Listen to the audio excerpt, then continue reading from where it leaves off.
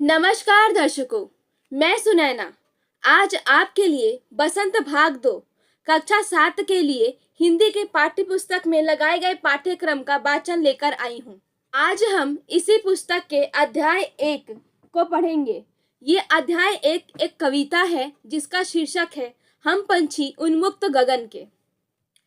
हम पंछी उन्मुक्त गगन के पिंजरबद्ध ना गा पाएंगे, कनक तीलियों से टकराकर पुलकित पंख टूट जाएंगे।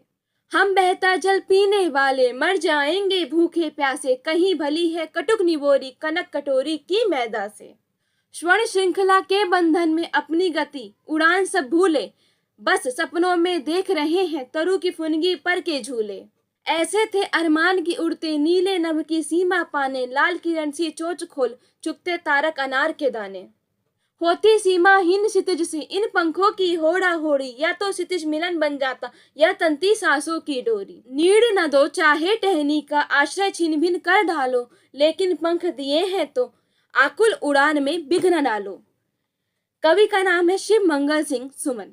बच्चों, एक बात बताइए, नियमित रूप से आप घर पर रहते हैं, नियमित रूप से स्कूल जाते हैं, नियमित रूप से खेलने जाते हैं, ठीक है, लेकिन कभी आपसे ये कहा जाए कि आपको जो पसंद है आपको वो सब दिया जाएगा, ठीक है, लेकिन आपको किसी एक ही कमरे में रहना होगा, वो कमरा सोने का कमरा होगा।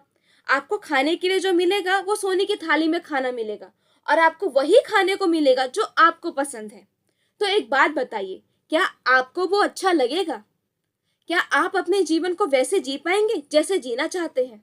नहीं, कोई भी व्यक्ति इस तरह से जीवन व्यतीत नहीं कर सकता।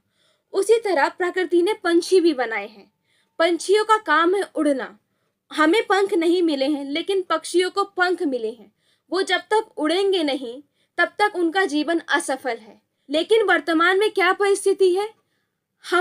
मनुष्य ने अपने शौक के लिए पंछियों को पिंजरे में बंद कर दिया है।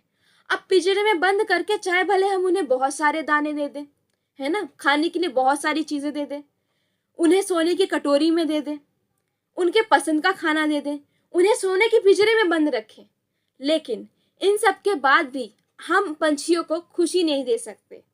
अर्थात हमने अपनी खुशी के लिए किसी और का जीवन जो है वो कष्टों से भर दिया है। पक्षियों को अच्छा लगता है कि वो खुले आसमान में उड़े। उन्हें अच्छा लगता है कि वो उड़ उड़ कर अपने लिए दाने की तलाश करें। उन्हें अच्छा लगता है कि पेड़ की डाल पर वो बैठें, पेड़ पर अपना घोंसला बनाएं। उन्हें अच्छा लगता है कि वो बहता हुआ पानी, बहता हुआ जल यानी नदी का पानी पिए, ना कि जो हम उनके लिए एक ही जगह सारी चीजें लाकर दे देते हैं और उनके जीवन जीने का जो उत्साह है, उनके जीवन का जो उद्देश्य है, उसे हम खत्म कर देते हैं। तो अगर हम ऐसा कर रहे हैं तो बहुत गलत कर रहे हैं। ये कविता कवि ने प्रकृति प्रेम में लिखी है और हमारा ध्यान इस ओर लाने के लिए लिखी है कि पक्षी भी हमारी तरह जीव है, उसे भी अपने जीवन के उद्देश्यों को पूरा करने का पूरा अधिकार है। हमें कोई अधिकार नहीं है कि हम अपनी खुशी के लिए उन्हें एक पिंजरे में बंद कर दें, ठीक है। और बच्चों, अब अगर इसी अध्याय के प्रश्न उत्तर आप मेरे माध्यम से जानना चाहते हैं तो कमेंट करके बताएं। अगर आपके मन में कोई ऐसी बात है तो वो भी आप कमेंट करके बता सकते हैं। कोई बात आप साझा करना चाहते हैं पक्षियों से संबंधित तो वो आप साझा कर सकते हैं।